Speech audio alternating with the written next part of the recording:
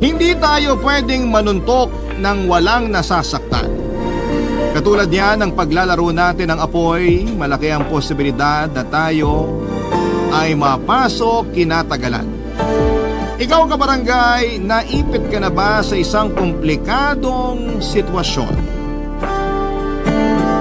Dear Papa Dudut, sabi ng mama ko ay wag daw akong gumawa ng mga bagay na pagsisisihan ko sa dulo. Pero paano ko ba malalaman na masama para sa akin ang isang bagay hanggat hindi ko pa yon nagagawa? Para sa akin, isang beses lamang ako mabubuhay sa mundo, kaya bakit ko pipigilan ang sarili ko na maging masaya sa isang sitwasyon kahit na may kaakibat itong komplikasyon? Yan po ang mga bagay na pilit ko pa rin tinutuwid kahit na medyo baluktot, lalo na sa kasalukuyang pinagdaraanan ko, Papa Dudut. Sana sa pagtatapos ng kwento ko ay maraming kabarangay natin ang may matututunan dito. Bago ang lahat, good day po sa inyo at sa mga katulad kong kabarangay at listener ng Barangay Love Stories. Number 1 po talaga kayo sa puso ko, Papa Dudut. Dahil marami sa mga umere ninyong istorya na napakinggan ko, ang masasabi kong nakarelate ako ng husto. Tawagin niyo na lamang po ako sa pangalang Gianna, 28 years old at taga Novaliches, Quezon City. Nagkatrabaho po ako bilang sekretary sa isang private company at 2 buwan na akong buntis. Ang sabi nila, blessing po ang mga baby, pero sa ngayon ay hindi ko po nakikita na biyaya sa akin ang batang nasa tiyan ko, Papa Dudut. Aaminin kong lito at naguguluhan pa rin ako sa sitwasyon ko na nagsimula po few months ago, Papa Dudut.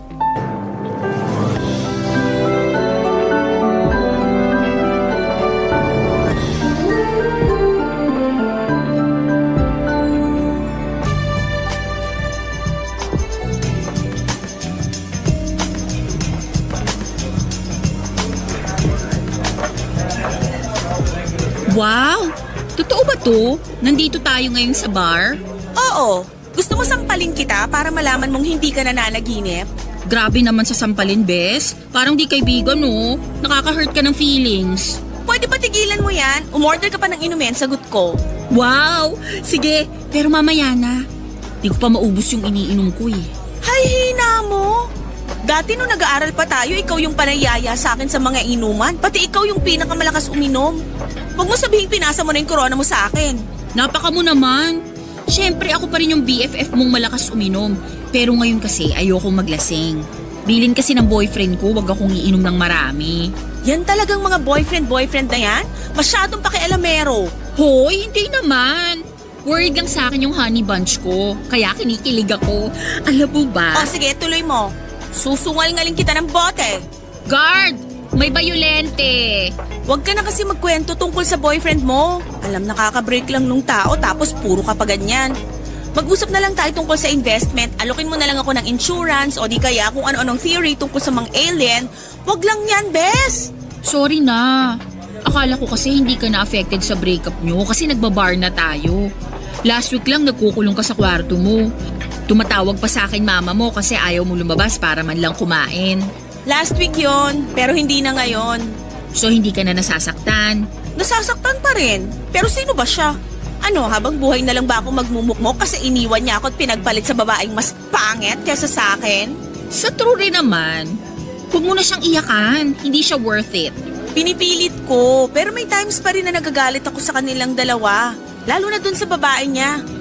Tinoko kasi last time yung Facebook account nung impactang yon, tapos ayun, na-offend lang ako kasi mukha siyang ewan. Kumpara naman sa akin, di ba? Na-curious tuloy ako. Gusto ko makita, bes. Wag na, baka mamaligno ka pa. Hindi talaga siya maganda. Hindi. Mukha siyang kapre, tikbalang, laman lupa, engkanto, manananggal. Malandi siya, makate, higad, haliparot. Magsama sila ng ex kong tukmol. Oo. Tama na yan, baka umiyak ka pa. Sinong iiyak? Ako? Hindi ko naiiyakan yung mga abnormal na yun, no? Ay, tama. Mga abnormal sila. Lalo na yung ex mo. Kasi sino ba namang matinong lalaki ang ipagpapalit ang long-term relationship niya sa ibang babae? Diba? Alam mo yan, ginawa ko yung lahat. Naging loyal ako sa kanya. Pumayag nga ako makipag-live-in sa kanya kahit hindi pa ako ready nun eh. Nagreklamo ba ako? Hindi! Sinuway ko pa parents ko. At kahit control freak siya, iniisip ko na mahal lang niya ako kaya siya ganun. Sinusunod ko gusto niya kahit sa kaliit-liitang detalye. Tapos sa huli, iwanan niya lang ako? Sasama siya sa madungis na yon? Ipagpapalit niya ako? Nasaan ang hustisya, Bes? Nako, mahirap hanapin ang hustisya rito sa atin. Eme ka naman eh. Oo pero ayun na nga. Hindi ka nagkulang. Binigay mo lahat, as in lahat-lahat. Nasa kanya na yun. Siya na yung may problema kasi malandi siyang lalaki. Tapos cheap pa kasi pinagpalit ka sa hindi mo naman ka-level. Nakakainsulto kaya yun. Kaya nga iniisip ko na lang na magbe-break din sila. Na walang forever, sa umpisa lang masaya. Sabihin mo na na ang palaya ko, wala akong pake. Pero akala ba nung mokong na yun, iiyakan ko siya ng matagal? Wala na akong luha, Bes. Natuyuan na kaya gusto ko naman bumawi sa sarili ko at maging masaya kahit paano. Kaya nga niyaya kita mag-bar. Proud ako sa'yo, Bes. Alam mo yan. Basta, happy ako kasi binibigyan mo ng pagkakataon ng sarili mo na maging masaya nang hindi kasama yung ex mong salot sa lipunan. Basta, kahit anong mangyari, nandito lang ako para sa'yo. Best friends nga, di ba? For better and for worse. Salamat. Pero sana makarma na sila kasi naiinip na ako maghintay. Kating-kati na akong pagbayaran nila yung pananakit nila sa akin. O siya, tama na yan. Sayaw na lang tayo sa dance floor. Magpakasaya na lang tayo at kalimutan na muna natin yung ungas na yun. Hindi kanya deserve, girl. Ang ganda-ganda mo eh. Talaga? Sayaw na nga tayo. Heartbroken po ako, Papa Dudut, kasi iniwan ako ng live-in partner ko at pinagpalit sa isang babaeng mukhang puwet ng kaserola. Nasasaktan po ako at nagagalit ng mga panahon na yon. Pero ayokong ipakita sa best friend kong si Myra na porke iniwan ako at pinagpalit ay habang buhay na akong magiging kawawa. Balde-balde ng luha ang iniyak ko para sa damukol na lalaking yon. At ang masahol pa ay nagmakaawa pa akong piliin niya ako, Papa Dudut. Lumuhod-luhod pa ako at kulang na lamang ay halikan ko ang mga paa niya na para bang sineswerte siya. Ngayon ay nasusuka na ako pag naaalala ko ang kabaliwan kong yon sa kanya. Hindi naman sa sinasabi kong mali ang magmahal. Maling lalaki lang ang minahal ko.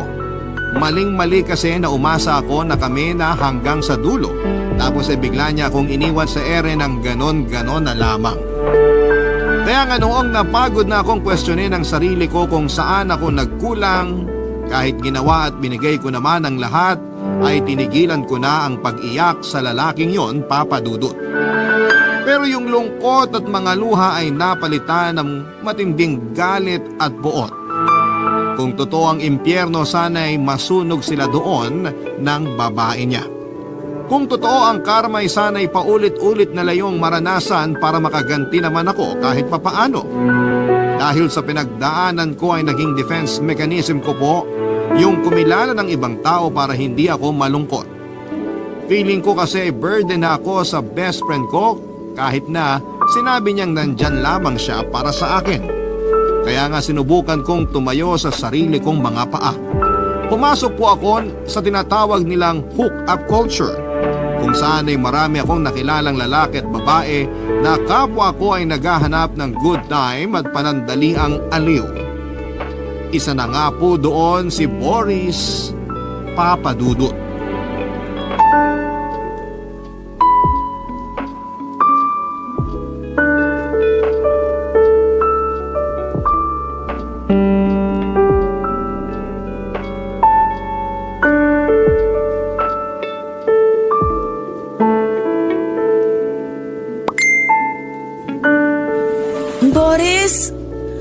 Boris, gising! Ano ba yun? Ano ba yun? Ang ingay kaya ng phone mo.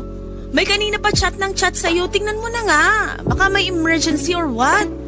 Ay, storbo naman. Sino ba to? Sino ba yan? Ha? Wala. Walain mo mukha mo. Sino nga kasi? Ay, Gianna naman eh. Sasabihin mo ba o lalayasan kita? Uy, huwag ka naman umalis. Iisa pa ako sa'yo mamaya eh. Nagpahinga lang ako kasi nakakapagod yung 5 beses natin kanina. Kaya nga sagutin mo tanong ko. Sino ba yung chat ng chat sa'yo? Wala, live-in partner ko lang. Ano? May live-in partner ka na palang ungas ka? Meron, pero hindi ko na siya mahal.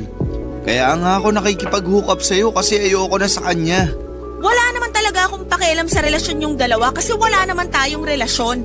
Pero hindi lang ako makapaniwala na certified manloloko ka. Oh, saan ka pupunta? Gianna naman. Nakuha mo pa talagang magtanong? Hindi ba halata? Iiwanan na kita kasi nabubwisit na ako sa'yo. Huwag mo naman gawin sa akin to. Sayang binayad natin sa motel kung di natin susulitin check-in natin. Upo ka muna rito sa tabi ko. Dali na. Kumalma ka lang kasi muna. Ay, kung nalaman ko lang ng maaga na may karelasyon ka, sana di na ako pumayag sumama sa'yo dito sa motel. Kung pinaalam ko sa'yo, baka hindi ka na pumayag. Katwiran nyo talaga mga manluloko, bulok. Ikaw na may sabi. Wala ka namang pakialam sa relasyon namin, di ba? Kaya bakit ganyan ka kaapektado? Kasi niloko rin ako at pinagpalit sa ibang babae ng ex ko. Kaya naaawa lang ako dyan sa kinakasama mo. Kung hindi mo na pala mahal, bakit hindi ka nalang makipaghiwalay? Mahirap kasi may anak kami. Saka nakiusap siya sa akin na gusto niya magkaroon ng buong pamilya yung anak namin. Kaya wag ko raw siyang hiwalayan. Pero anong gagawin ko kung di na nga ako masaya kasama niya? Kaya ka ng babae. Alam ba niya pinagagagawa mo sa kanya?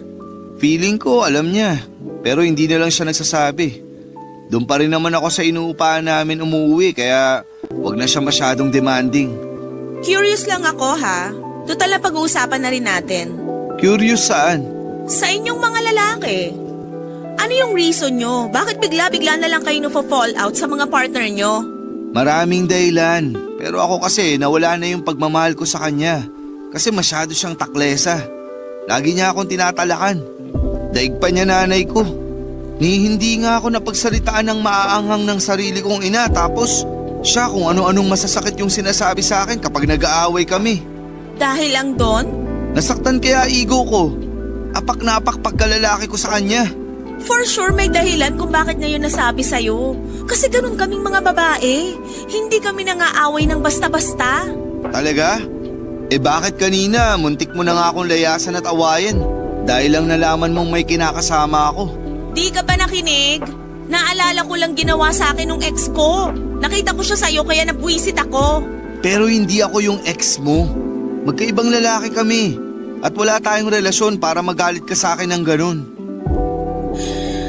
Ay, sa bagay, para naman akong tanga sa asal ko kanina. Problema mo na yan kung magkahulihan kayo ng live-in partner mo ha. Basta labas ako dyan, huwag niyo akong idadamay. Bakit naman kita idadamay? Hindi mangyayari yun kasi matinik ako. Siguraduhin mo lang yung pinagsasasabi mo. Ayoko ng gulo. Walang mangyayaring ganun. Kaya huwag ka nang mag-alala. Saka, huwag na nga natin siya isali sa usapan. Parang gusto ko na lang ulit may mangyari sa atin. Ready ka na ba ulit? In a relationship na pala si Boris pero aminadong manloloko. Wala akong pakialam sa bagay na yon not until sinabi niya sa akin ang katotohanan. Nung una ay gusto ko siyang suntukin sa mukha kasi iniiputan niya sa ulo yung syota niya at kinakasama niya pero naisip ko na huwag na lang kasi baka mapuruhan ko pa at madimanda pa ako. Masasabi ko naman Papa Dudut na na-enjoy ko yung nangyari sa amin ni Boris ng gabing yon. At naulit pa nga nang naulit ang hook-up namin kahit na alam kong may karelasyon na siya. Ewan ko ba, hindi na ako nandidiri na dalawa niya kaming kinakasama. Basta sinabihan ko siya na huwag na lamang niyang bubuntisin ako. Magaling kasi si Boris at panalo ang performance niya, Papa Dudut. Hinahanap-hanap ko. Kaya lang ay nagkaproblema lamang kami noong naramdaman kong naging masyado na siyang clingy. May isang beses na hindi na lamang siya nagte-text sa akin para makipag-hook up kung ano-anong sweet messages na. ang kanyang pinapadala na parang magjowa na rin kaming dalawa. Na kinainisan ko naman, Papa Dudut. Akala ko ay trip lamang niya at mawawala rin pag nahimasmasan na siya, kaso ay consistent po talaga si Boris sa pagpapadala ng ganong klase ng mga mensahe.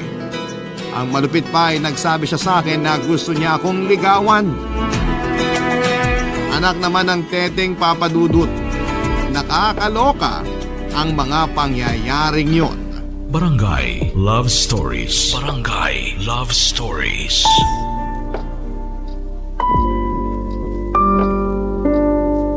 Papa Dudut, syempre sinabi kong ayoko kasi may karelasyon siya at wala pa akong ganang makipag-boyfriend dahil kagagaling ko lamang sa breakup.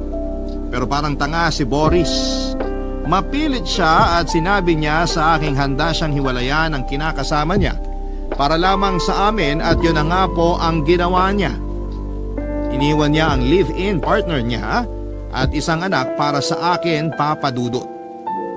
Siyempre nawindang po ako kasi ang bilis ng galawan niya. Hindi pa nga nagtatagal simula nang magkakilala kami tapos gusto na niyang maging exclusive. Napatanong ako sa sarili ko kung ganon ba talaga ang mga lalaki. Galawang ninja sa mga pambababae nila. Pero aaminin kong may isang bahagi sa marupok puso na masaya kasi noong ko lang naranasang piliin. Hindi ba iniwan ako at pinagpalit? Tapos iniwan ni Boris ang pamilya niya kasi ako ang pinili niya. Feeling ko talaga ay bida ako sa isang teleserye ng mga panahong yon. Sa kabilang banda ay hindi ko naman po sinabi kay Boris na gawin niya mga bagay na yon.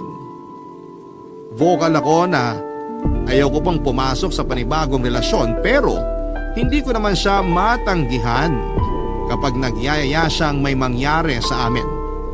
Kumbaga sa review, 5 stars po sa akin si Boris at satisfied customer niya ako sa kanyang serbisyo.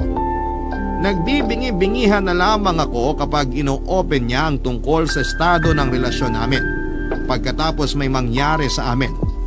Akala ko kaya ko yung baliwalain hanggang sa nagsawa na ako at nakwento ko ngayon sa kaibigan kong si Myra, Papa Dudut.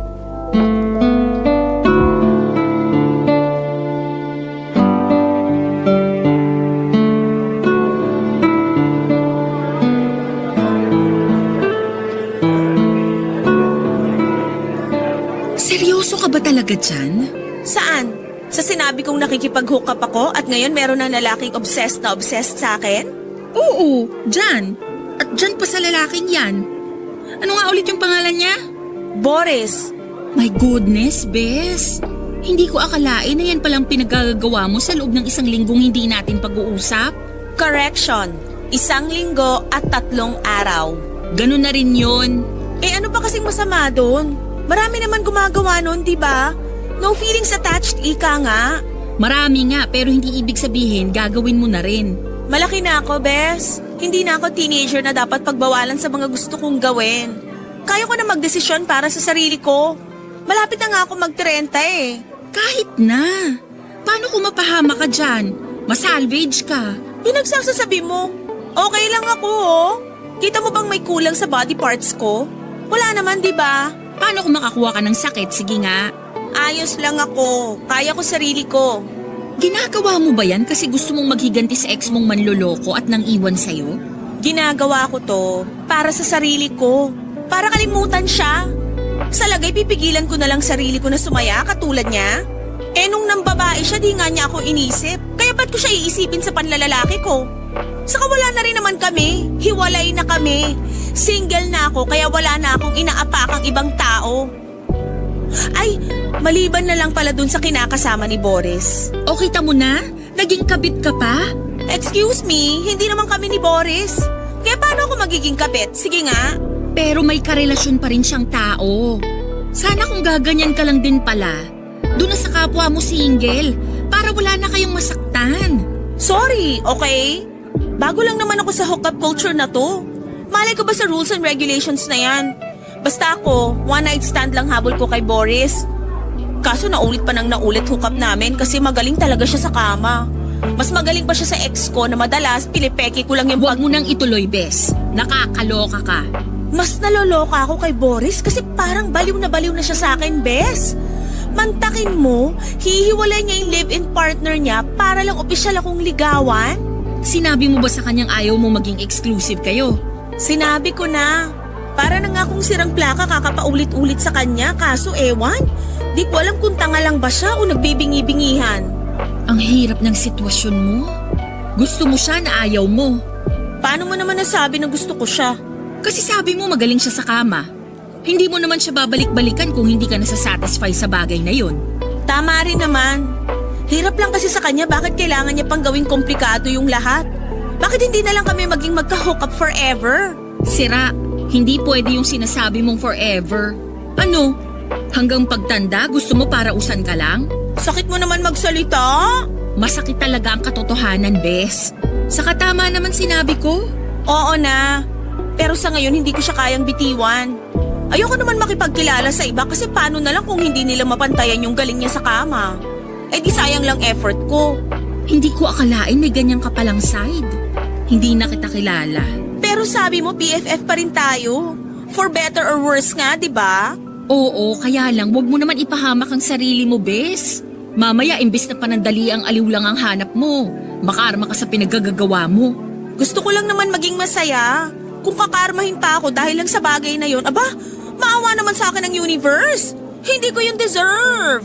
Ewan ko sa'yo, hindi na kita carry.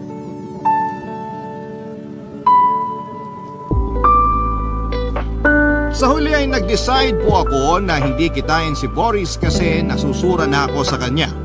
At sa pagiging clingy niya samantalang hindi naman kami magkarelasyon. Siguro'y ganon talaga, hindi ko na gusto yung may nagdidikta sa akin tungkol sa mga bagay na dapat at hindi ko dapat ginagawa. Ganon kasi ang eksaktong experience ko sa ex-boyfriend ko at live-in partner ko, Papa Dudut.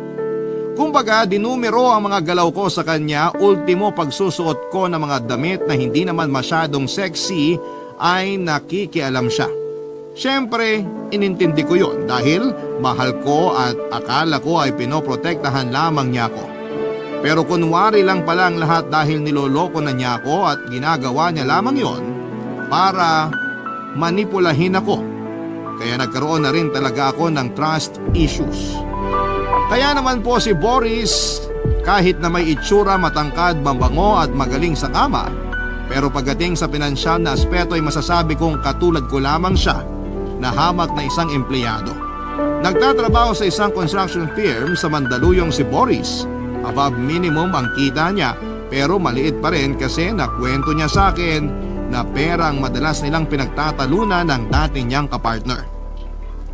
Breadwinner din kasi si Boris at nag-aabot pa rin sa nanay niya kasi wala naman itong pinagkakakitaan at maliliit pa ang mga kapatid niya.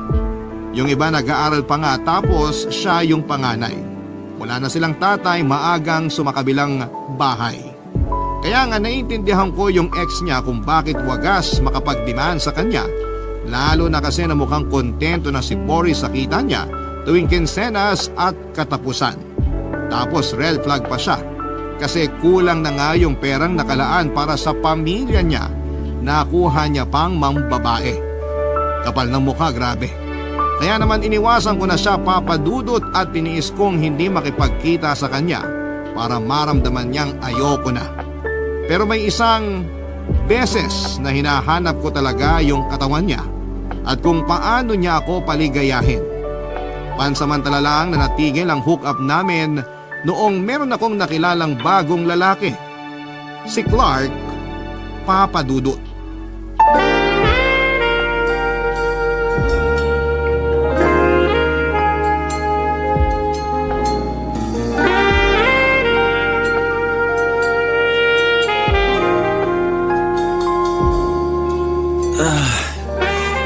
Grabe, Gianna.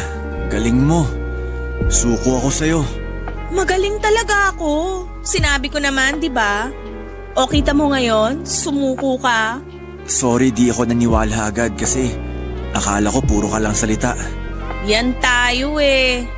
Pero alam mo, baka hanap-hanapin ko na to. Alin? Yung performance ko? Oo. Tsaka ikaw mismo. Talaga? Sige, bakit nga? Kasi maalaga ka, malambing at palangiti. Bakit? Hindi ka ba inaalagaan ng mga babaeng nakaka-hook up mo? Hindi ba sila kasing sweet ko at hindi rin sila palangiti? Oo. Ibang-iba ka sa kanila, kaya nanibago ako. Yung totoo, hindi naman talaga ako naghahanap ng hook up lang. Gusto ko rin makakilala ng tao na magiging kaibigan ko. Bakit? Wala ka bang mga kaibigan?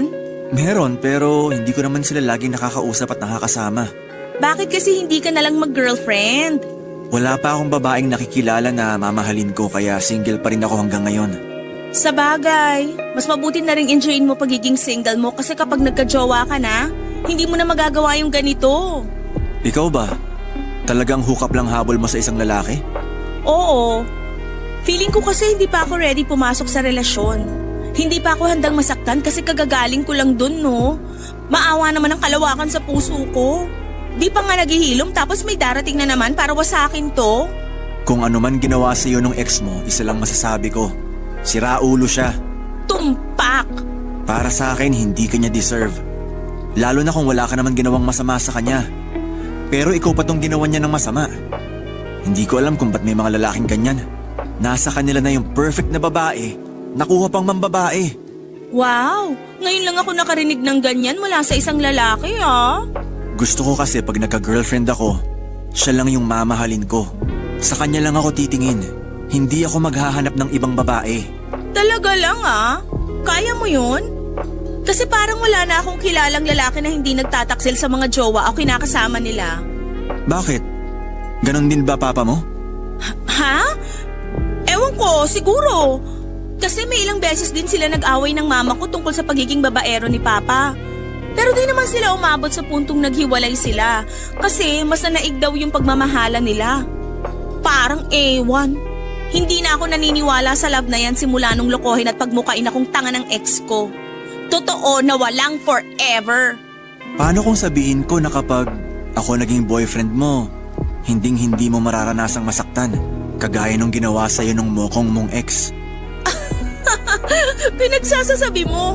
May plano ka bang ligawan ako? Paano kung sabihin kong oo? Hindi ko alam isasagot ko, Clark. Okay lang. Di mo naman kailangan sumagot ngayon eh. Bakit kasi naisip mo yan? Bakit naman hindi? Single ka, single ako.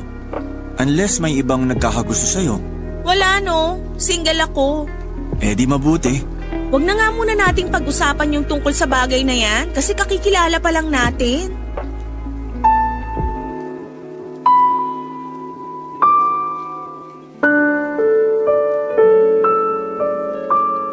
Kumpara kay Boris ay mas may pera si Clark. Charismatic din siya, single, walang sabit at walang responsibilidad sa pamilya kaya solong-solo niya ang kita niya. May negosyo siyang isang coffee shop at kasama niya ang best friend niya at kababata niya doon. Bukod doon ay freelance videographer din si Clark, Papa Dudut. Marami siyang plano sa buhay tulad ng pagtatayo ng sarili niyang studio at kung ano-ano pa. Malayong malayo talaga si Clark kay Boris, pero masasabi kong mas type ko ang itsura ni Boris. Sakto lang din sa kama si Clark. Gusto niya na siya lagi yung tinatrabaho, paano naman ako. Pero hindi ko siya mabitawan kasi grabe siyang magregalo. Ni-spoil niya ako sa material ng mga bagay at sa atensyon. Yung mga bagay na ibinibigay niya sa akin ay never kong naranasan sa ex ko. Niwala ngang pabulaklak ang mokong na yon sa 5 taon naming magkarelasyon. Kasi sayang daw sa pera. Nabubulok lang din daw. Tapos ay wala man lang kahit sweet, long messages kasi nakukornihan siya. Sa huling malalaman kong ginagawa niya pala yon sa bago niyang babae. Unfair pero bahagi na lamang siya ng nakaraan ko. Hindi ko lang mapigil ang hindi magdamdam kapag kinakain ako ng insecurity. Basta iniisip ko na lamang na mas maganda pa rin ako sa pinalit niya sa akin. At yun na lamang po yung bagay na nagbibigay ng motivation sa akin. Pero bumalik tayo sa kinakwento ko, Papa Dudut. Sinabi ko po kay Clark na walang Wala akong boyfriend at walang naghahabol sa akin, pero nalaman po ni Boris na may iba na akong lalaking kinakahumalingan. Kaya naman gumawa siya ng paraan para guluhin at sirain kami. Isang gabi bigla na lamang pong sumulpot si Boris sa parking lot ng restaurant na kinakainan namin ni Clark at doon siya nag-iskandalo, Papa Dudut. Basta ang natatandaan ko na lamang noon ay nagkainitan sila ni Clark at nagpang-abot sila sa parking lot ng restaurant, Papa Dudut. Barangay Love Stories. Barangay Love Stories. Papa Dudut, nagulat po ako kay Boris sa mga ginawa niya at sinabihan siya ng mga masasakit at maanghang na salita ng gabing yon. Kita ko po sa mga mata niya na mangyak-ngyak siya pero wala na akong pakialam pa. Ang kapal na mukha niyang manggulo at mag-amok. Pasalamat nga siya kasi naawat ko si Clark na wag na siyang idemanda kahit na matapos niya itong suntukin sa mukha nito. May sugat din naman at pasa sa mukha si Boris kasi napuruhan din siya ni Clark, Papa Dudut. Naawa nga ako kasi nabangasan yung gwapo niyang mukha pero ayos na rin yon para mabawasan ang kakapalan nito. Sa huli, napaalis ko na rin si Boris pero sa akin naman po nagalit si Clark. Nagsinungaling daw ako sa kanya na wala akong sabit kasi hindi niya inaasahan na merong Boris na lilitaw para mang-away at manira ng gabi namin. Wrong timing lang kasi noong mga panahon na yon ay nagsisimula na akong ligawan ni Clark, Papa Dudut. At kahit na hindi siya kamukha ni Jack Roberto ay plano ko na siyang sagutin dahil alam kong magiging mabuti ang trato niya sa akin. Kaso lahat ng yon ay sinira lamang ni Boris. Sa huli nilayasan ako ni Clark, Papa Dudut at hindi niya ako pinakinggan kahit na anong pagmamakaawa ko na wag niya akong iwanan. Marami siyang sinabing masama at masakit sa akin ang gabing yon. Ilan doon ay malandi raw ako, makate, haliparot at manggagamit. Naspag na at kung kani-kaninong lalaki sumasama. Siyempre, nanikip ang dibdib ko sa mga sinabi niya. Napakakapal na mukha niyang insultuhin ako na akala mo ay santo siyang perpekto at walang ginawang pagkakamali sa tanang buhay niya.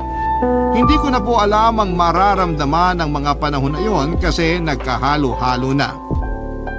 Galit, dismayado, lungkot, panliliit sa sarili na may pandidiri na rin. Para akong nabagok sa simento matapos akong magkaroon ng realization sa buhay tungkol sa mga bagay na mga pinaggagawa ko. Hindi kasi ako dating ganon, Papa Dudut. Submissive ako, loyal at mapagmahal. Hindi ko akalain na babaguhin ako ng heartbreak ko para maging isang pakawalang babae na sarili lang ang iniisip niya. At dahil nga po sa mga nangyari, parehong nawala sa akin sina Boris at Clark. Hindi na nila ako kinonta katulad ng dati. Inisip ko na baka nagpapalipas lamang sila ng sama ng loob kaya sinulit ko na lamang yung pagkakataon na hindi nila ako ginugulo. Kaya lang may nangyari na hindi ko po lubos na inaasahan. Nalaman ko po na buntis ako, Papa Dudut. Hindi po ako magaling sa math kaya hindi ko na backtrack kung sino kina Boris at Clark ang nakabuntis sa akin. Pero hindi naman kasi nagkakalayo yung pagitan ng mga araw simula nang nakilala ko sila.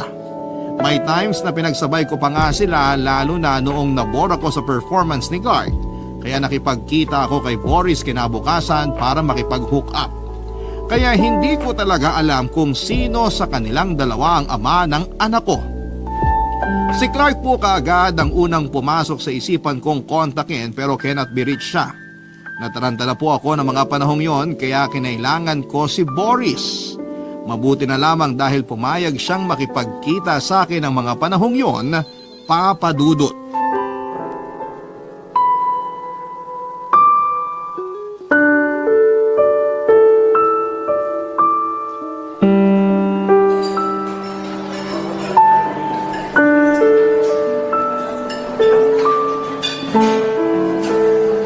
Ano ba yung sasabihin mo, Gianna? Pwede bang sabihin mo na? Bakit parang hindi ka mapakali dyan? Baka kasi magtaka yung kinakasama ko pag natagalan ako. Paalam ko lang may kikitain kaibigan sa kanto. Wow, parang kailan lang baliw na baliw ka pa sa akin ah. So nagkabalikan na pala kayo ng live-in partner mo. Oo, dahil pinatawad niya ako ulit nung nagmakaawa ako sa kanya. Sabi ko magbabago na ako, alang-alang sa pamilya namin. Sinasabi na nga ba? Kung sinagot kita at naging tayo, malamang iiwan mo pa rin ako pag naburyong ka na sa akin at babalik-balik ka pa rin sa pamilya mo. Hindi naman naging tayo, di ba? Kasi may iba ka na at halatang mas gusto mo yung lalaking yun kesa sa akin. Wala ka nang pakialam doon. Ikaw lang naman yung nagkagusto sa akin. Di ko naman sinabi na ma-fall ka. Vocal ako na hindi pa ako ready pumasok sa relasyon. Huwag mo na nga ipamukha sa akin yung tungkol sa bagay na yan. Kasi kahit anong sabihin mo, hindi ako maniniwala sa'yo. Katulad din kita, Gianna. Sinasabi mo lang yan kasi di mo ako gusto. Pero alam kong handa ka makipagrelasyon sa lalaking yun kasi gusto mo siya. Pwede ba? Wag na nga natin pag-usapan yung bagay na yon. Hindi siya ang dahilan kaya ako nakipagkita sa'yo. Tutal wala na rin naman kami kasi sinira mo na yung dapat nabubuo naming samahan. Kung di ka ba naman epal at makapal ang muka. Susumbatan mo lang ba ako kaya ka nakipagkita sa akin? Kasi kung oo, hindi pa ba sapat yung mga masasakit na salitang sinabi mo sa akin nung gabing yun? Pasalamat ka, hindi ako nananampal ng babae. Subukan mo lang nakantiin ako. May kalalagyan ka, Boris. Ano ba kasing dahilan mo? Dalian mo, naiinip na ako. Buntis ako. Ano ka mo? Kahit talaga kailan, hilig mong umarting tanga. Uulitin ko ha. Buntis ako. Ikaw yung ama. Kapal naman ang mukha mong ipaako sa akin yung batang yan. At bakit hindi ko ipapaako sa'yo? Ilang beses mo akong ginalaw. Pero may nangyayari rin sa inyo ng lalaking yun. Kaya paano ako makakasiguro na sa akin nga yung batang nasa tiyan mo? Kapal naman ang pagmumukha mong sabihin niyang bagay na yan. Mas makapal ang mukha mo kasi gusto mong ipaako sa akin yung batang yan. Napakawalang kwenta mong lalaki. Bahala ka na kung anong gusto mong itawag sa akin. Pero ayoko sa batang yan. Huwag mo sa akin ipaako yan kasi hindi ko rin yan tatanggapin. Minahal kita, Gianna. Pero pinagmukha mo lang akong tanga. Ininsulto mo pa pagkalalaki ko at minaliit pagkatao ko. Tapos ngayon ipapaako mo sa akin yung bunga ng kalandian mo? Tumigil ka na! Kapal ang mukha mo pagsalitaan ako ng ganyan! Masakit ba? Kasi kung oo, edi naramdaman mo rin yung pinaramdam mo sa akin noon. Akala mo kung sino ka eh. Yan na yung karma mo. Kung ayaw mo sa batang to, edi wag! Wag mo lang talaga siyang hahabol-habulin pag dumating na yung araw na kainin ka ng konsensya mo kasi pinabayaan mo siya. Napaka-irresponsable mong ama. Hindi mangyayari yung sinasabi mo. Kasi alam ko sa sarili kong hindi sa akin yung batang yan. Kung akin man yan, di ko na yan kargo. Kaya bahala ka na sa buhay mo. Bahala ka na kung paano mo siya palalakihin. Wag mo na rin akong guguluhin kasi ayoko nang makita ang pagmumukha mo. Wow! Kung makapagsalita ka, akala mo kung sino kang perpekto at hindi nagloko ah. Pero nagbabagong buhay na ako. Gusto ko nang ayusin lahat sa amin ng pamilya ko. Kaya bahala ka na sa buhay mo.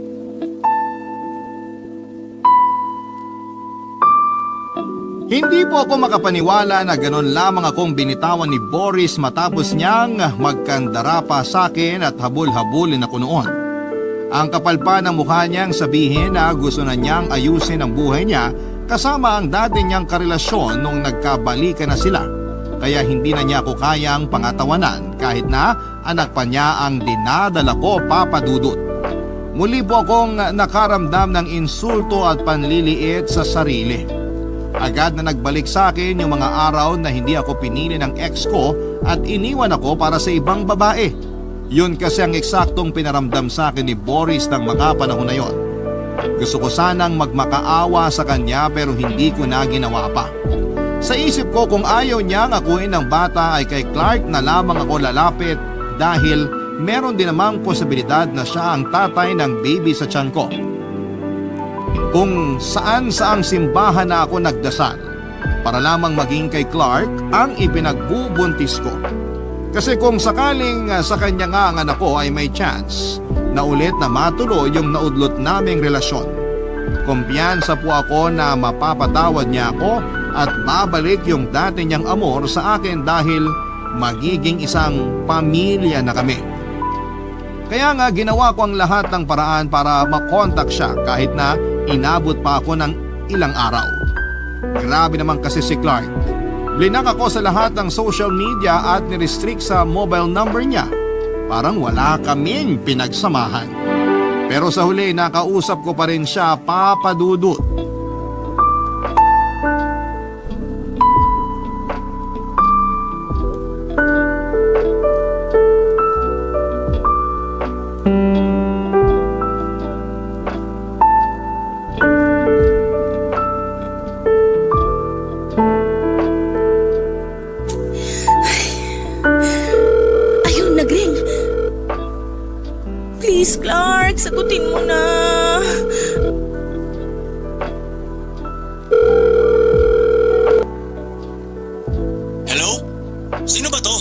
Clark? Clark, ako to, si Gianna. Lentik naman, Gianna. Kailan mo ba ako planong lubayan? Tsaka paano mo nalaman tong number ko? Hindi na mahalaga kung paano kasi ang importante nakausap kita. Tinig mo rin talagang babae ka, ano? Clark naman, hanggang ngayon ba galit ka pa rin sa akin? Aba, sinong di magagalit sa'yo? Sinungaling ka eh. Sabi mo walang naghahabol sa'yo tapos meron palang baliw na nagkakandarapa sa'yo. Ikaw na may sabi, baliw si Boris. Saka hindi ko siya gusto, siya lang naman yung may gusto sa akin eh. Kahit na. Ayoko nang may umaliligid sa'yo na para bang asong nauulol. Kaya kung gusto mo sa kanya, dun ka na. Hindi kita hahabulin. Akala ko ba gusto mo ko? Sabi mo mahal mo ako at gusto mo pa nga akong ligawan. Tapos ngayon kung makapagsalita ka, parang wala tayong pinagsamahan ah. Dati yun. Pero na-realize ko na nadala lang ako ng damdamin ko. Hindi pala talaga kita gusto. Lalo na nung nalaman ko na pinagsasalitan mo kami ng damukol na Boris na yun. Napakalandi mo, Gianna. Nakakadiri ka. Wag na wag mo na ulit akong tatawagan. Sandali lang naman. Ano ba kasi yun? May sasabihin ako. Mahalaga, kaya kita kinontak. Kung makikipagbalikan ka sa akin, ngayon pa lang wag ka na umasa. Kasi natauhan na ako. Iniisip ko pa lang na makita pagmumukha mo, nasusuka na ako. Hindi naman yan yung bagay na sasabihin ko. Pero baka magbago isip mo pag nalaman mo. Ano ba kasi yun? Masyado kang pa-suspense. Buntis ako, Clark. Ikaw, ama. Sira ulo ka ba? Paano ko magiging tatay ng batang nasa tiyan mo? Eh dalawa kaming gumalaw sa'yo. Malay ko kung mayroon pang iba. Malandi ka, di ba? Basta sigurado akong ikaw tatay nito. Gusto mo pa DNA test natin yung baby kapag lumabas? Pa-DNA test mo mukha mo. Di ako mag-aaksaya ng panahon para gastusan yung gimmick mo. Anong gimmick pinagsasasabi mo dyan? Hindi tayo naglalaro rito, Clark. Buntis ako, kakapacheck up ko pa nga lang. Gusto mo bang makita yung sonogram ng anak natin? Hindi ako interesado sa batang yan. Kaya wag mo nga ipagpilit ang anak ko yan. Pagkatapos sa panloloko mo sa akin, gusto mo pa akong bigyan ng responsibilidad? Nasaan ang konsensya mong babae ka? Mahiya ka nga sa pinagkagagawa mo? Please, Clark, wag mo naman gawin sa akin to. Wag mo naman akong iwanan ng basta-basta. Baby mo pa rin naman tong nasa tiyan ko. Paano nalang pag lumaki yung anak natin? Wala siyang kikilalaning tatay. Hindi ko na kasalanan yun. Total, pinili mo namang palakihin siya. Ha? Anong ibig mong sabihin? May choice ka naman na ipalaglag siya kung ayaw mo sa kanya eh. Kasi sigurado ako na ayoko sa batang yan, Gianna. Ganyan ka na ba talaga kasama? Naisip mo pa yung kademonyohang yon? Hindi ka ba kanikilabutan? Hindi. Kung ayaw mo magkaroon ng responsibilidad sa pagpapalaki ng sanggol na yan, edi ngayon pa lang alisin mo na siya sa tiyan mo. Wala na akong pakialam sa'yo. Bye! Hello? Hello? Clark? Hello?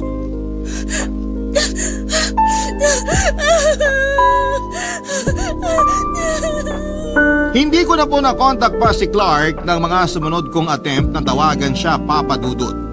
Ang bilis niya akong na-block at hindi ko na rin alam kung saan ko siya hahanapin dahil kaunti lang naman ang impormasyong na ibigay niya sa akin noong maayos pa ang relasyon naming dalawa. Si Boris naman ay nilinaw na wala na rin planong makipagkita sa akin para akuin ang batang hindi ko sigurado kung anak ba niya o ano. Basta para akong pinagsakluban ng langit at lupa ng mga panahong yon kaya umiyak na lamang ako pagkatapos. Hindi nga nagtagal ay sumuko na lamang ako sa kakakontak sa dalawang lalaking dahilan kung bakit ako nasa miserableng sandali ng buhay ko ngayon. Gulong-gulo po ako, Papa Dudut, at hindi ko alam kung ipagpapatuloy ko pa ba ang pagbubuntis sa baby ko pagkatapos ng lahat ng mga nangyari. Ewan ko kung handa na akong maging isang ina. Paano na lamang kung paglaki niya ay hanapin niya ang kanyang ama. Hindi ko pa alam kung paano yon ipapaliwanag sa kanya, kaya sana'y mapayuhan ako ng mga kabarangay natin. Alam ko po na maraming magagalit sa akin dahil sa kagagahan ko. Pero wala na po akong magagawa dahil nagbunga na ng bata ang kapusukan ko. Hindi ko pa po sinasabi sa parents ko ang pagbubuntis ko. Kasi naguguluhan pa ako kung itutuloy ko ba ito o susundin ko na lamang ang sinabi sa akin ni Clark. Pero natatakot po ako kasi alam kong dugot laman ko pa rin ang batang dinadala ko. Maraming salamat sa inyo, Papa Dudut, sakaling mapili po ninyong basahin ang istorya ng buhay ko. God bless sa programa ninyong Barangay Love Stories and more power sa inyong istasyon. Ang inyong forever kapuso at ka-barangay, Gianna. Mahirap maging opsyon ng isang taong hindi sigurado sa seryosong relasyon. Minsan akala mo ay ikaw na yung tinadhana sa kanya. Tapos sa huli katang isip lang pala. Ikaw kabarangay, gaano ka kasigurado sa taong kapiling mo ngayon? Dear Papa Dudut, mapagpalang araw po sa inyo at sa mga nakikinig ngayon. Tawagin niyo na lamang po ako sa pangalang Vanessa. 31 years old, taga Quezon City. 5 taon na yung relasyon namin ng boyfriend kong si Nico. Meron na rin po kaming nasimulang small events company. May papakilala ko yung sarili ko bilang isang artistic at adventurous na tao. Since palagi ko ring naririnig sa programa ninyo na naghahanap yung ibang mga letter sender ng kamukha nilang artista, maglalagay na lang din po ako para kahit papaano ay ma-imagine ng mga nakikinig ngayon kung anong itsura namin ng boyfriend ko. May mangilan-ngilan na pong nakapagsabi sa akin na kamukha ko daw si Glyza De Castro dahil sa mga mata ko at hugis ng mukha ko. Si Nico naman ay medyo hawig daw ni Derek Monasterio. Magkaiba ang personality namin ni Nico.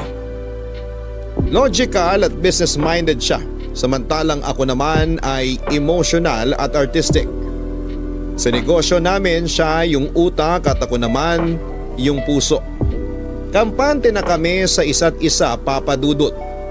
Share ko lang na kahit na hindi pa siya nagpo-propose, ay ramdam ko nang papunta na rin kami sa pagpapakasal.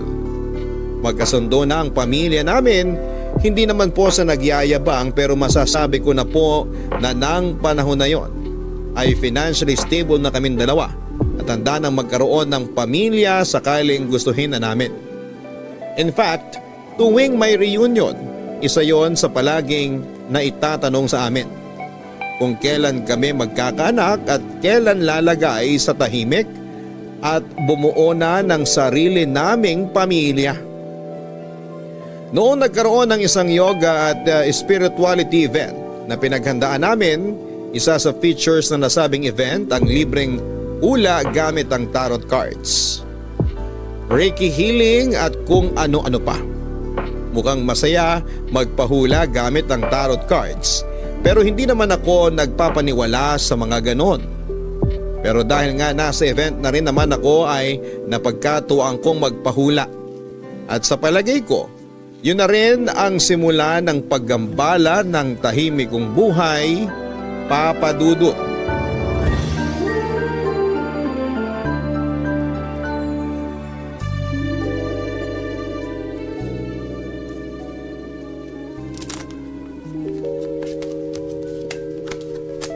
Hi, magkano po magpahula?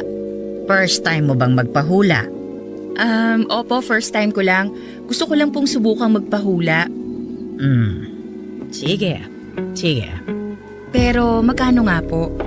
500 kapag mga tanong-tanong lang. Pero kung babasahin ko naman yung buong baraha, 2,000 yon. Sige, yung tanong na lang.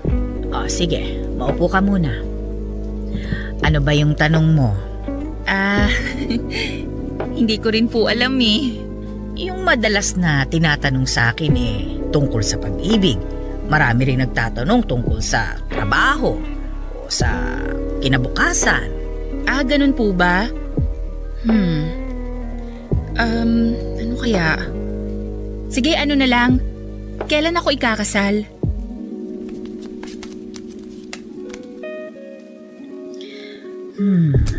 Naku, ano ba naman yan? Death card? Nakakatakot naman po yan. Mamamatay na ba ako? Hindi naman porke death card, ibig sabihin kagad literal na may mamamatay. Nararamdaman ko na yung ibig sabihin nito ay may mga pagbabagong mangyayari sa buhay mo. Okay. Sa career o sa family? sa pag-ibig. Nako, mambababae ba yung boyfriend ko?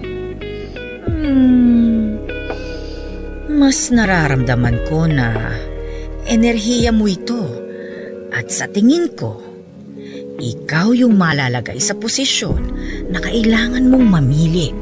Ano pong ibig niyong sabihin? Meron kang makikilala. Soulmate's card?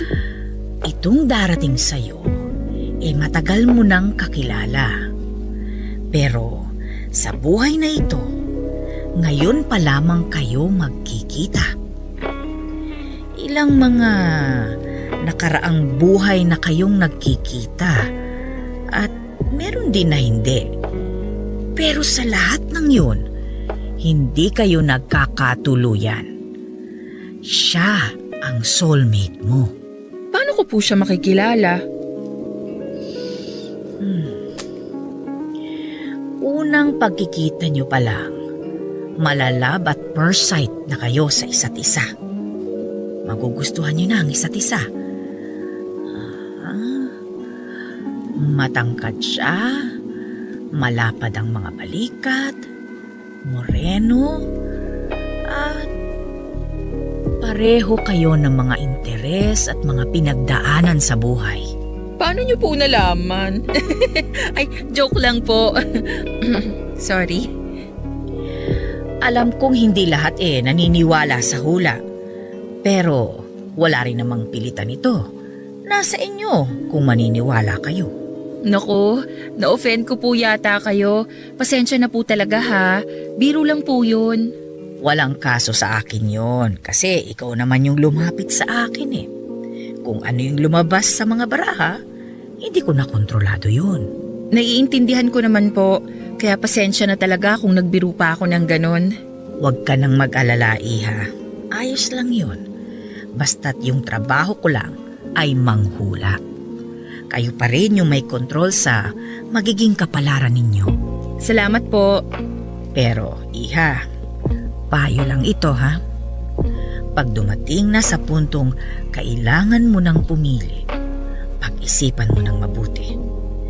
Patatagin mo ang loob mo para pagdating ng pagsubok na yun sa'yo, buong-buo kang makakapagdesisyon. Nako, salamat po ha. Pero sana po hindi yun mangyari. Masaya na po ako sa boyfriend ko at sapat na po siya para sa akin. Hindi magiging madali ang lahat. Gaya ng iniisip mo, Iha. Kayo naman po, parang tinatakot nyo na ako niyan Hindi kita tinatakot. Lahat ng sinabi ko, pwedeng gabay mo lang. Ikaw pa rin yung gagawa ng kapalaran mo. Sabi nyo nga po kanina. Paano po? Lalabas na po ako. Ito po yung bayad ko. Salamat po. Alam kong nauunawaan mo yung mga sinabi ko. Umayon sana sa'yo ang pagkakataon, Iha.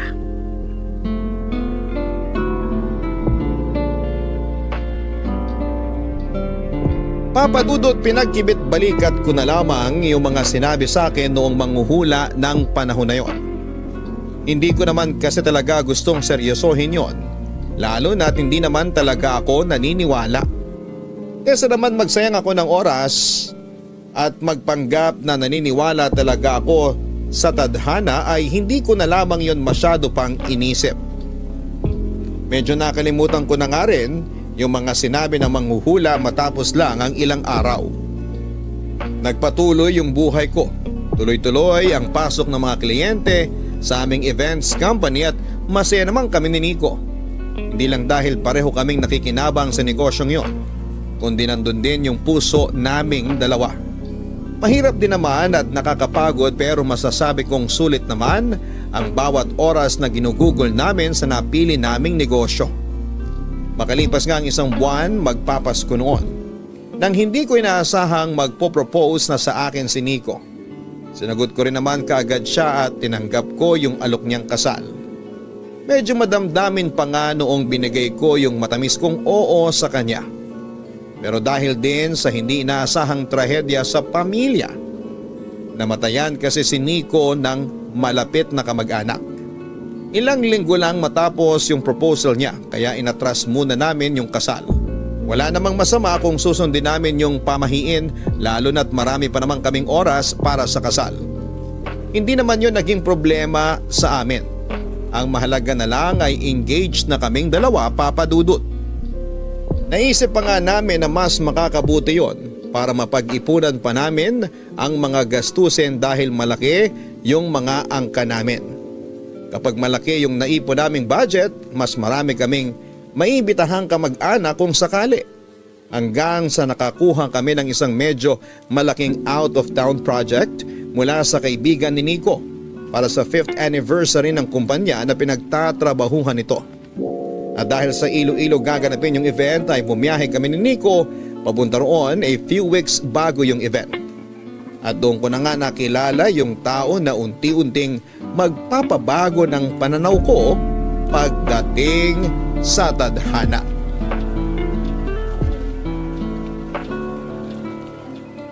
Hi, Peter! Uy! Hi Vanessa! Ikaw yung marketing manager dito, di ba? Naku, sorry talaga kung hindi makakapunta si Nico ngayon. Umatake kasi yung gastritis niya, kaya sabi ko, magpahinga na lang muna siya sa hotel. Since ako rin naman talaga yung nag-handle ng creative side ng kumpanya, okay lang na tayo na munang mag-usap. Sana makarecover siya agad. Ayos lang naman kung di siya makakapunta ngayon. Ang importante mapag-usapan natin kung paano uusad yung event. Sandali, nagkita na ba tayo dati? Hindi ako sure eh. Pero pamilyar ka. Uy! By the way, hometown mo rin ba tong Iloilo? Hindi. Sa Manila ako pinanganak at lumaki. Oh, baka doon tayo nag-meet somewhere tapos di lang natin maalala. Doon ako nag-college eh. Okay. Sa Baguio naman ako nag-college. Kinailangan ko kasing alagaan yung mama ko. Only child kasi ako eh. Kaya walang ibang mag-aalaga nung time na yon. Talaga? Only child ka? Only child din ako. Pero ako naman, naghiwalay mama at papa ko nung magka-college na ako. Kinuha ako ni papa tapos pinag-aaral niya ako sa Manila. Naghiwalay din yung mama at papa ko nung 16 ako. Wow, talaga? Kailangan na pala natin pumasok dun sa venue. Kasi 1 hour lang pwedeng kausapin yung manager. Maaga pa naman. Ano pa lang 11:11 a.m. Wow, synchronicity. Anong sinabi mo? Wala. Naaaliw lang kasi ako 11:11 yung oras. Tara, labas na tayo.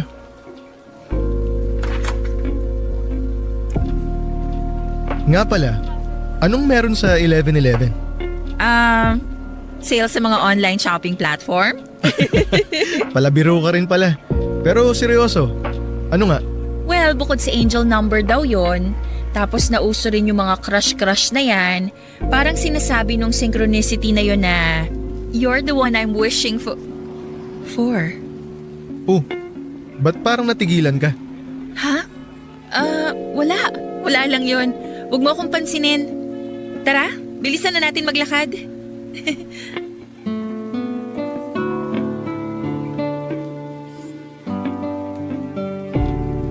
Papadudot nung unang beses kaming magtagpo ni Peter ay may kakaiba na akong nararamdaman. Hindi naman siya yung tipong kagwapuhan pero meron talagang something sa kanya na tila humihila sa akin na parang magnet. At tama rin ang nabanggit niya na parang ang tagal na naming magkakilala. Hindi ko nga rin maintindihan kung bakit ganon ko na lamang siya kabilis na nakagaana ng loob. Yung kahit isang beses pa lamang kaming nagkausap, yung naging closeness namin ay parang taon na kaagad yung lumipas. At sa tingin ko ay yung attraction na nararamdaman ko ay naramdaman niya rin. Buong araw kaming magkasama noon dahil sa trabaho. At kahit para naman sa trabaho yung pagsasama namin noong araw na yon, aaminin ko na for the first time matapos ang ilang taon ay nakaramdam ulit ako ng kilig. Kahit na meron akong nagiging crush sa 5 years namin ni Nico, hindi ganon yung naramdaman ko. Kaya mas lalo akong nalito at nahiwagaan ng sandaling yon. May mga bagay na tumatakbo sa isipan ko pero pinipigilan ko na yon na madugtungan pa. Itinatako sa isipan ko na mahal ko si Nico at siya lang yung nagpakilig sa akin sa loob ng 5 taong relasyon naming dalawa, Papa Dudut. Barangay Love Stories. Barangay Love Stories.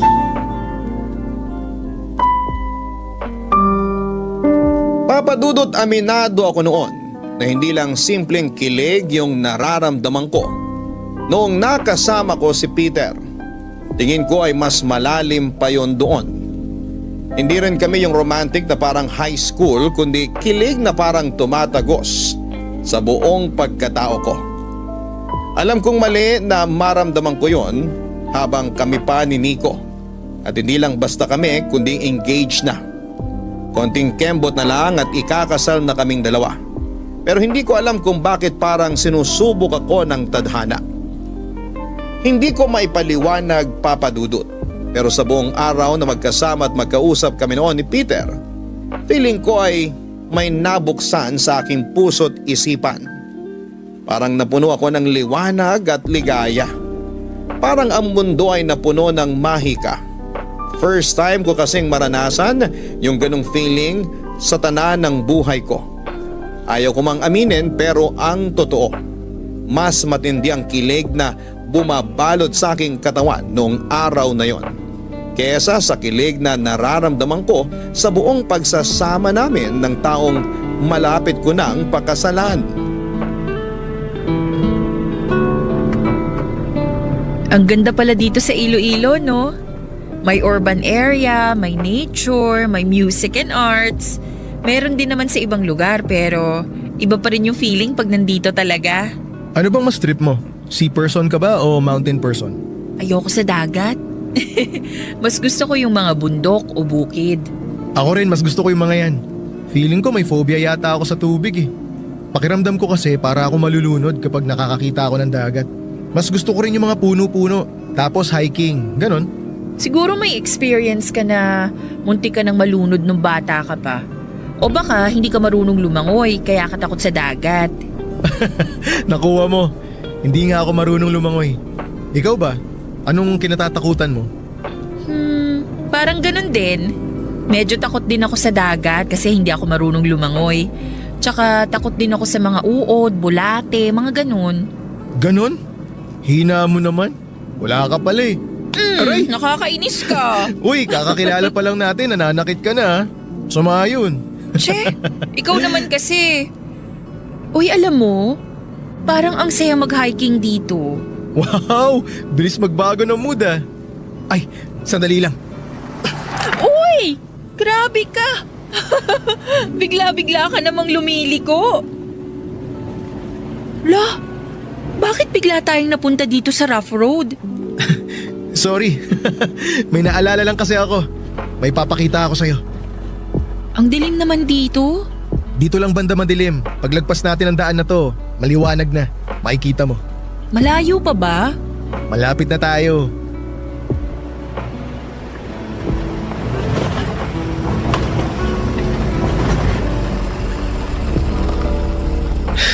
Oh, nandito na tayo. Ang liwanag nga rito. Tama ka. Baba tayo. Ha? Baba tayo ng sasakyan. May papakita ako sa'yo. Okay.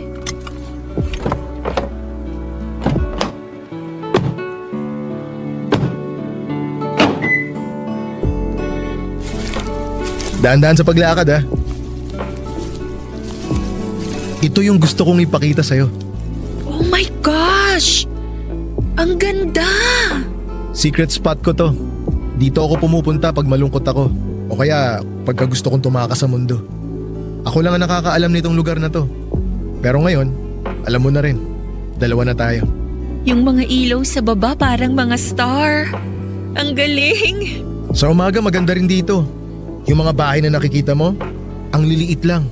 Parang mga laruan. Tapos marirealize mo na ang liit mo pala. Tapos napakalaki ng mundo. Salamat sa pagdala mo sa akin dito. Oh, tingnan mo! Ang ganda ng buwan! Sabi nila blue moon daw yan. Anong ibig sabihin nun? Sa totoo lang hindi ako sigurado. Pero ang sabi swerte daw yan. Since madalang yan mangyari. Naniniwala ka ba sa mga ganon? Hindi masyado pero parang gusto ko nang maniwala ngayon. Ako rin. Oh, nagre-ring ata phone mo. Ay, oo nga. Excuse ha, sagutin ko lang to. Sige lang. Hi! Oo, pabalik na ako sa hotel. Kumain ka na? Sige, sabay na tayo pagdating ko. I love you too. Bye. Asawa mo? Hindi, fiancé pa lang. Pareho pala tayo. May fiancé ka na rin? Oo. Tara, hatid na kita sa hotel. Baka nag-aalala na fiancé mo sa'yo. Sige, tayo na. Tayo na? Hindi pa nga ako nanliligaw, sinagot mo na ako agad? Sira, ang ibig kong sabihin, tayo na sa kotse mo. Eto na nga po ma'am, naglalakad na. Wait lang pala, may itatanong lang ako. Ano yun? Di ba sabi mo, ikaw palang nakakaalam ng lugar na to? Oo, bakit? Ba't ako yung dinala mo rito? Wala lang, wag mo na isipin yun. Halika na, hatid na kita. Baka mamaya bombahin ako ng fiancé mo eh.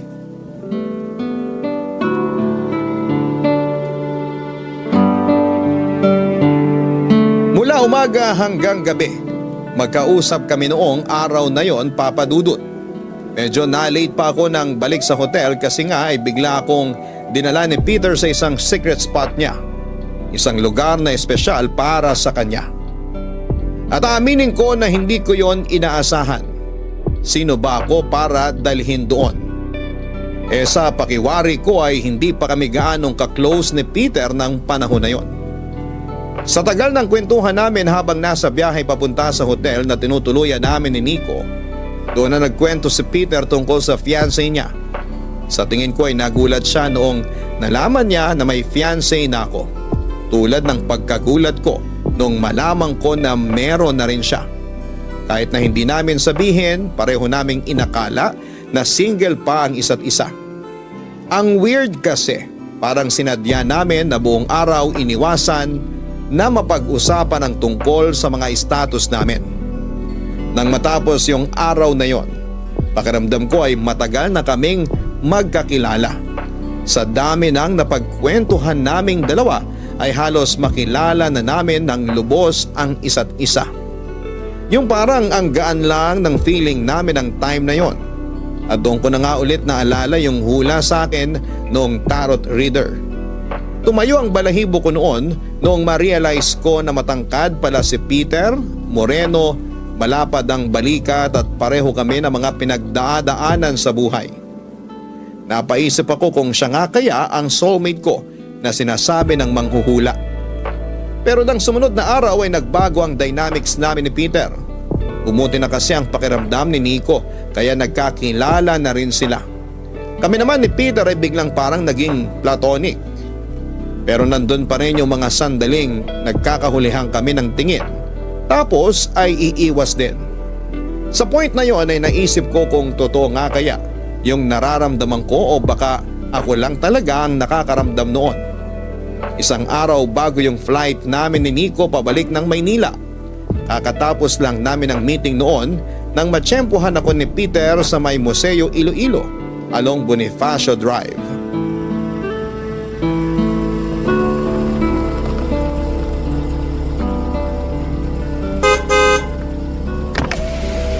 Vanessa! Oh, Peter! Pabalik ka na ng hotel? Hindi pa, mamimili muna ako ng mga pasalubong. Ah, okay. Gusto mo samahan kita? Ha? Sure ka? Baka may gagawin ka pa ha? Wala na akong gagawin, kaya halika na. Sumakay ka na. Ay, sandali, bababa ako para... Huwag ka nang bumaba, ano ka ba? Ako na lang magbubukas ng pinto, okay lang naman. Seatbelt please. Ay, sorry. Okay lang.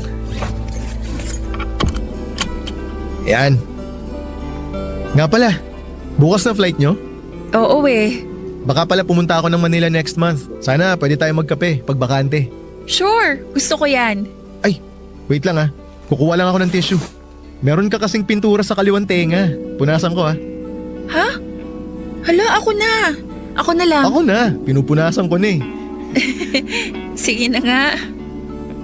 Ano ba yan? Ayaw matanggal. Lapit ka ng konti. Ha? Okay. Bakit?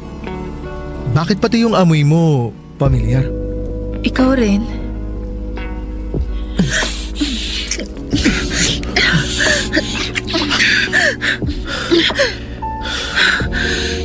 Peter, sorry. Hindi natin dapat ginawa to. Nagsisisi ka ba?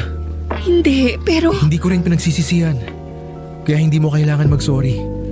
Ginusto naman natin pareho, di ba? Pero... may fiancé na ako. Hindi na to pwede. Hindi na dapat maulit. Akala ko ba hindi ka nagsisisi?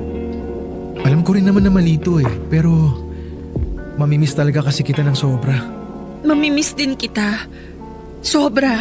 Pati ba tong ginawa natin? Mamimiss mo? Alam mo naman siguro ang sagot sa tanong mo na yon. Binibiro lang kita. Huwag ka nga masyadong seryoso dyan.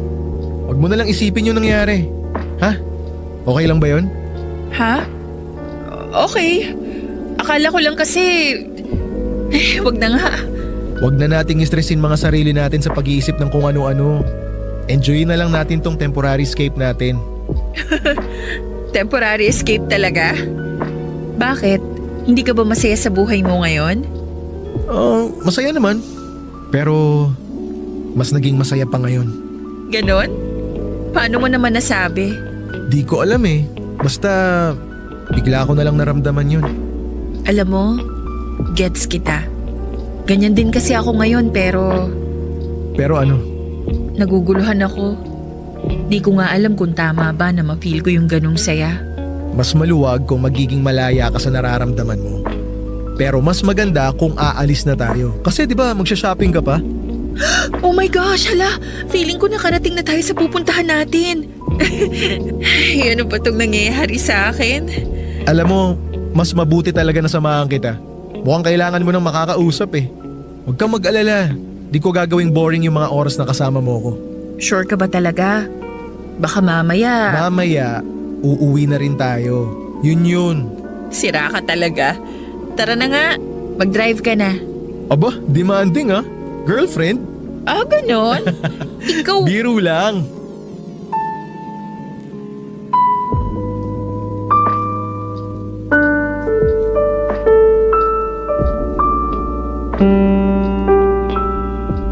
Papadudot bagamat naiintindihan at alam na namin na pareho kami ng nararamdaman para sa isa't isa. Nagpapasalamat pa rin ako noon dahil napigilan namin yon. Tama na yung isang beses na nadala kami sa emosyon kaya nagkataong nagsalo kaming dalawa sa isang mainit na halikan. Pero may parte pa rin sa isip ko na hindi yon pinagsisisihan. Kahit kasi pigilan ko ang sarili ko ay naroon pa rin yung kilig na tanging ako lang ang nakakaalam. Ngunit aaminin ko na sa puntong yon, handa na rin talaga akong talikuran ang lahat para kay Peter. Kahit na 1 linggo pa lang kaming magkakilala noong panahong yon. Sa puntong yon ay tinanggap ko na ang soulmate ko nga siya at baka kami nga ang tinadhana para sa isa't isa. Bumalik kami ni Nico sa Manila na parang walang nangyari. Pero sa akin, ang laki na ng nagbago. Mahal ko pa rin si Nico pero ang pagkatao ko ay tila nabiyak at nahati sa dalawa. At yung kalahati ay naiwan kay Peter. Hindi ko alam kung papaano pipigilan yung sarili ko sa nararamdaman ko. Lalo na't sigurado na din ako noon na mahal ko na rin si Peter. At sa bawat oras na malayo kami sa isa't isa, ay hinahanap-hanap ko yung presensya niya. Alam ko na rin ang mga oras na yon na hindi na magiging tulad ng dati yung nararamdaman ko para kay Nico dahil hindi ko na kayang burahin sa sistema ko si Peter, Papa Dudut. Barangay Love Stories. Barangay Love Stories. Papa Dudut, lumipas ang mga linggo na halos walang development sa amin ni Peter. Kahit kasi na-add na namin ang isa't isa sa Facebook ay hindi rin naman kami nagkakausap. Yung para naghihintayan kami kung sino ang unang magbubukas ng usapan at naiintindihan ko naman kung ano yung pumipigil sa amin noon. Sa tingin ko rin, yun yung tamang gawin. Kaya naman ang nangyari hanggang pag-like na lamang kami ng mga post ng isa't isa online. Nakita ko na rin kasi sa mga post ni Peter yung fiancé niya. Maganda siya, medyo nakaramdam ako ng selos pero nakaget over din naman kagad ako. Dahil alam ko na mali yon at wala akong karapatan. Tapos nung nag-birthday ako ay saka lang siya nagparamdam muli. Binati niya ako dahil lumabas daw sa notification niya. At doon na rin niya sinabi sa akin na sa susunod na linggo, birthday naman niya. Nang moment na sinabi niya yon, nanumbalik ulit sa akin lahat ng synchronicities namin. At bumalik na naman sa akin yung kilig at deep feelings ko para sa kanya ng ganon kabilis. Sabi pa niya ay pupunta raw siya ng Maynila para doon mag-birthday at para na rin makapag-isip-isip. Nang tanungin ko kung ano ang dahilan at kailangan niyang mag-isip-isip, hindi ko inaasahan na sasabihin niyang nakipaghiwalay na raw siya sa fiancé niya. Doon na rin niya ako in-invite na makipagkita sa kanya, Papa Dudut.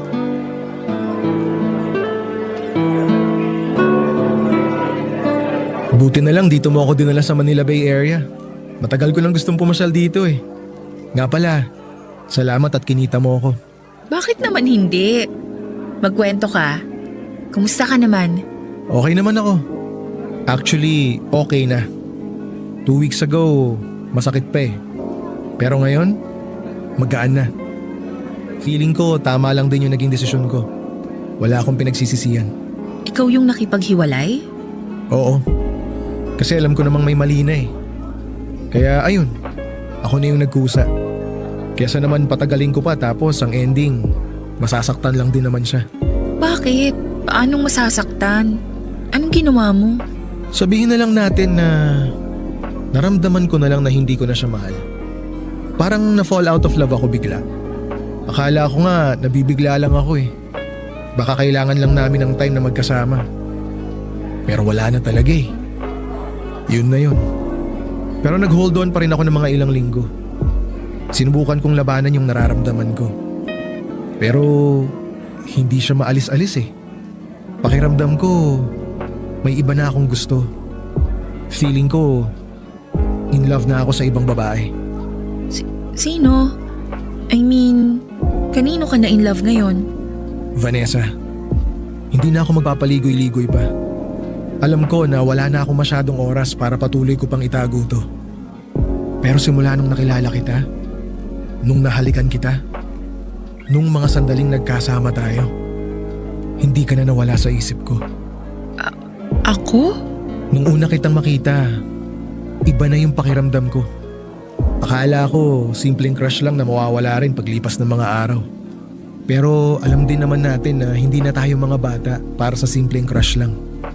Mas lalo lang kasing lumakas yung nararamdaman ko na yon. Matapos kitang halikan. Hindi ko maipaliwanag eh, pero... Pero parang tayo yung nakalaan para sa isa't isa.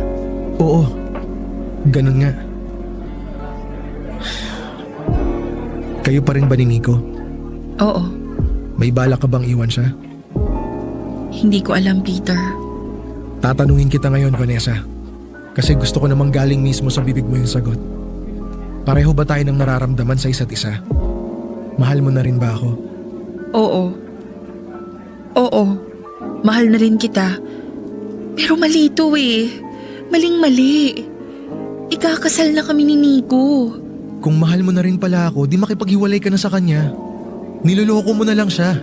Hindi ko alam. Pero ang hirap. Hindi ako kasing tapang mo para gawin yun. Ang daming pwedeng mangyari kapag sinabi ko to sa kanya. Sa tingin mo ba, magiging masaya rin tayo pagkatapos nun? May mga masasaktan tayong tao. Gusto kitang yakapin ngayon. Gustong gusto rin kitang halikan. Pero alam ko na hindi pwede. Pwede bang hawakan ko na lang tong kamay mo? Sige.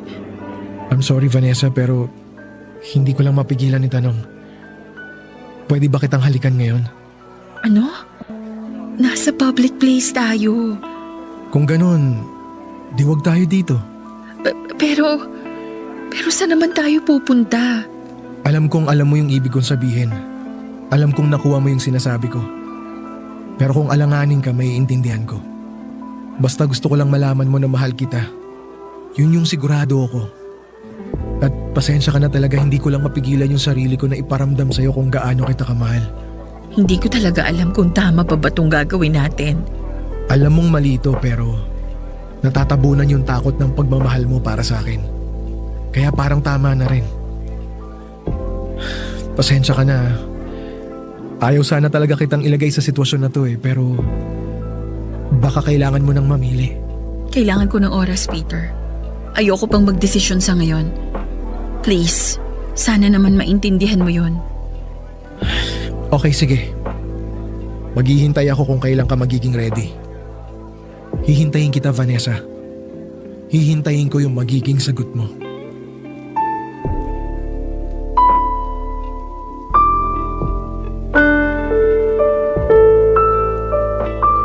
Nang mga sandaling yon, Papa Dudut, ay hindi ko alam kung bakit biglang parang hindi ko na kailangan ng oras para pag-isipan ng maigi yung magiging sagot ko kay Peter. Kagaya ng mga himala at synchronicities naming dalawa.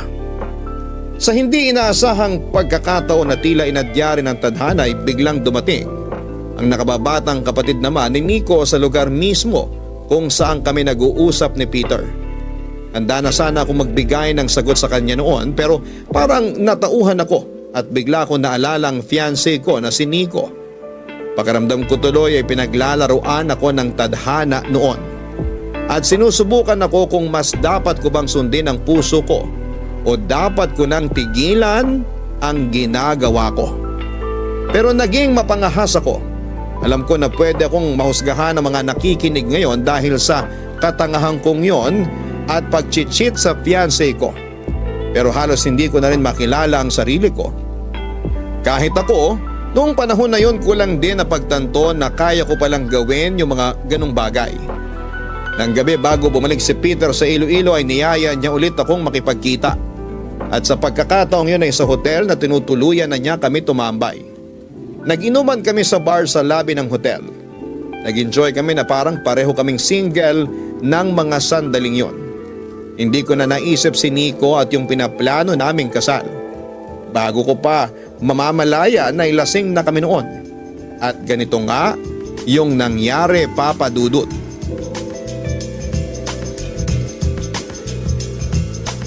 Okay ka lang ba? Okay lang. Medyo masakit lang ulo ko. Gusto mo munang magpahinga o mahiga? Nasa 4th floor yung kwarto ko. Sige. Tara. Daan-daan lang sa paglakad ha.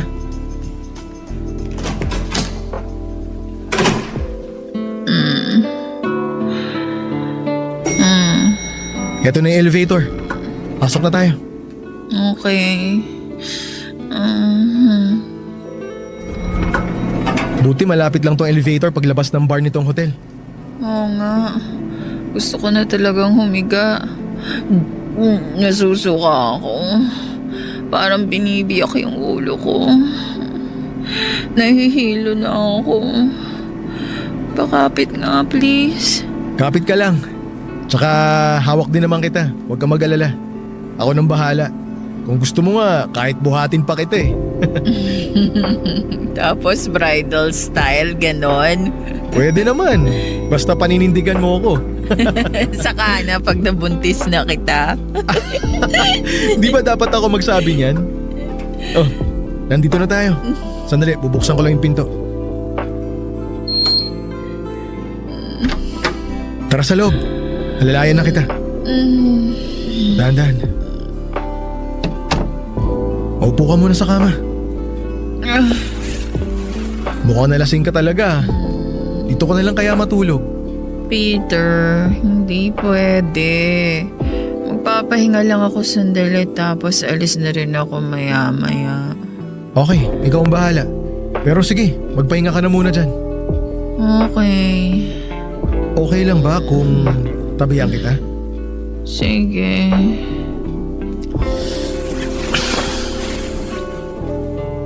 Vanessa, Ano yun?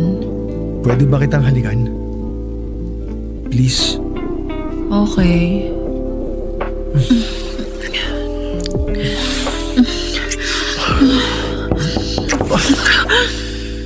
Wrong timing naman oh. Tignan mo na kung sino yun. Sandali nga. Sino yan? Nico? Hayop ka! Nico! Anong ginagawa mo rito? Gawang anong ginagawa rito? Kailan niyo pa ako niloloko? Sorry! Patawarin mo ako, Nico! Vanessa, 5 taon na tayo! Tapos ipagpapalit mo lang ako sa lalaki to! At mismo kapatid ko pa nakahuli sa inyo! Sorry talaga. Kinailangan pa kitang bantayan! Kinailangan ko pa kayong sundan! Pinagmukha mo akong tanga, Vanessa! Ang bababoy nyo! Nico! I'm sorry! Wala lang naman to eh! Wala lang?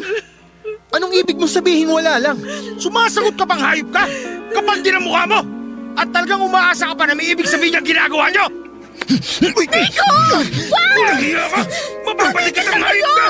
Sabi ko na kayo eh! Ano ba? Vanessa, iwanan mo na si Nico. Huwag mo nang lokohin ang sarili mo. Naku, ba't digtaan si Vanessa? Talagang gusto mong basagin ko yung mukha mo! Nico! Tama na! Mahal ko siya! Mahal ko si Peter! Huwag mo nang ulitin yung sinabi mo. Ikakasal na tayo kaya pagbibigyan kita. Sige, patatawarin kita.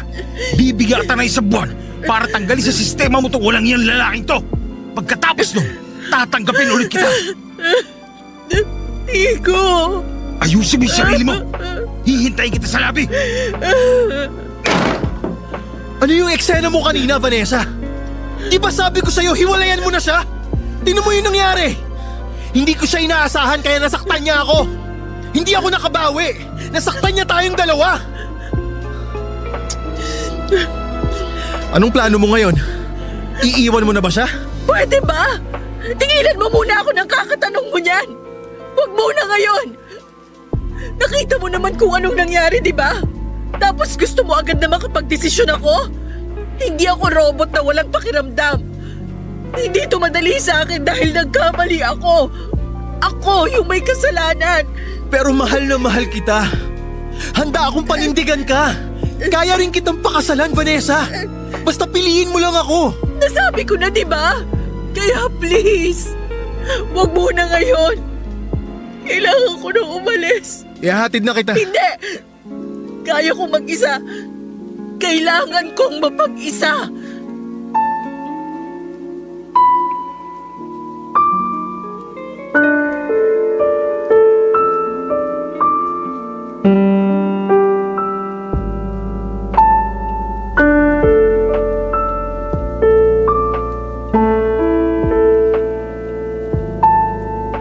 Mag-iisang buwan na rin mula nang mahuli kami ni Nico sa hotel, Papa Dudut. Minabuti ko na munang magpakalayo-layo kay Peter, gano'n na rin ang ginawa ko kay Nico. Gulong-gulo pa rin kasi ang isipan ko at hindi ko pa kayang harapin sinuman sa kanilang dalawa.